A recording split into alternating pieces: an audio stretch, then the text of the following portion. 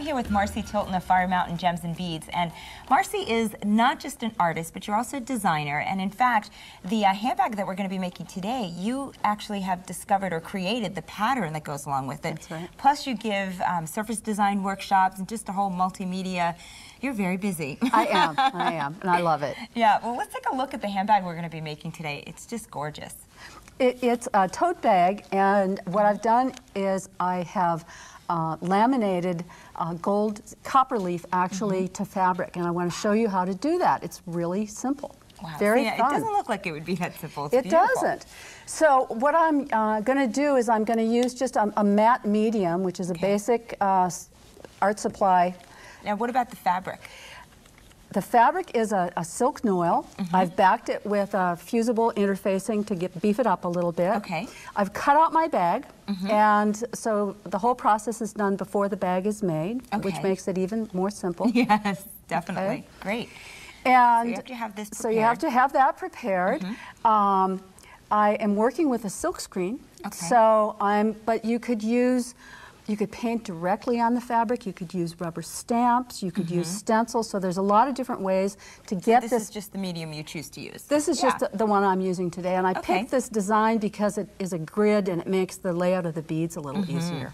Okay. So I've put the matte medium into my little sponge brush. I'll squeeze a bead of it here onto the screen. The screen likes to be wet.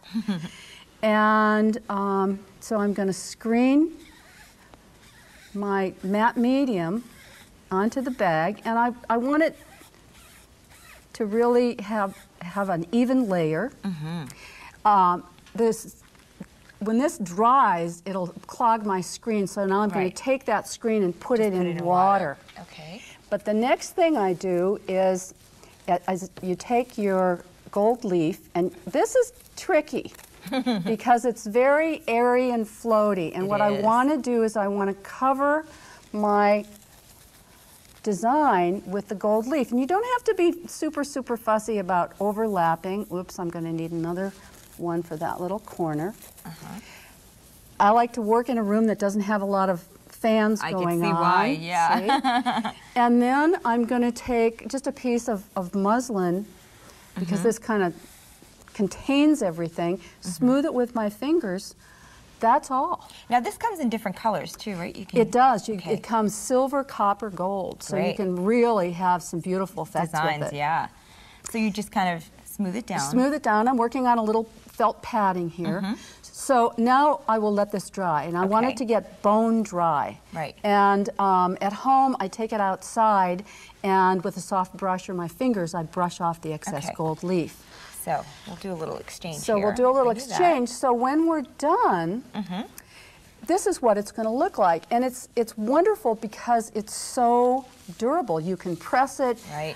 It's really bonded onto the fabric.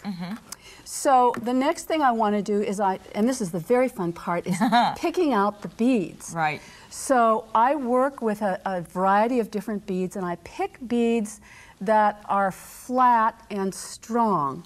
And I do my layout, and then I take a picture of it with my little digital camera. That's a great idea, so that when you're attaching them, you know exactly how you designed it originally. Exactly. So this is my template or my cheat sheet. Yeah. So I'm going to show you how to sew the beads on. Please do. I use a heavy, I've conditioned my thread. This is a heavy silk thread. Okay. And each element is sewed on one at a time. Okay. Okay.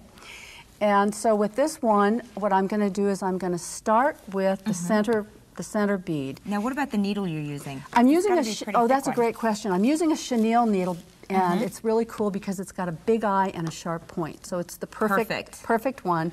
I thread my thread about to the elbow, not too long, or you'll tangle it. Yeah, that's right. And then what I find is that you don't need a hoop.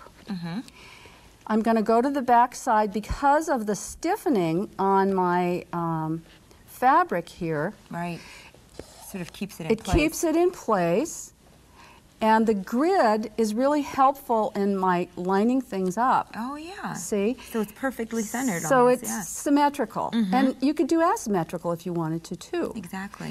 But the heaviness of the thread adds to the decoration on the bag. Absolutely. And it is really quick and easy to sew these elements on because I'm going to go to the, I know sooner said that than I got a little knot in here. Which is what happens on a totally, daily basis. Totally exactly. normal. So basically, very quickly, it's like sewing on a button. There we go. I would stitch all my elements on in this way. Right. That's perfect. And then we have... Let me show you the next step. So oh, look at how pretty that is. This is what the finished bag looks like. And I love the fact that each individual stone, now how do you choose them? Do you need specific stones for that? Well, I bought a lot of beads initially to distill it down to this, but I love these Hill Tribe beads, and I love the turquoise. So I picked things that I really liked. Not everything worked, but I love the combination of the butterflies, the ancient Chinese coins, which are the element of the old. Everything has to be pretty flat.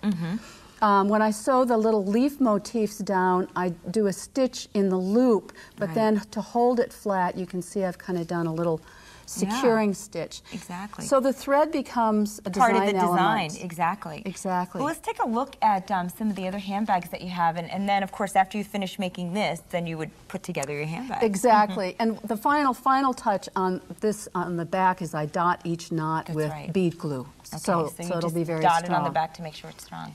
They are absolutely gorgeous. Thank you. It's been so much fun talking to you, Marcy. So much fun talking to you. I've learned a lot. Thanks, Katina. Well, next up is this week's beading lesson with Katie Hacker.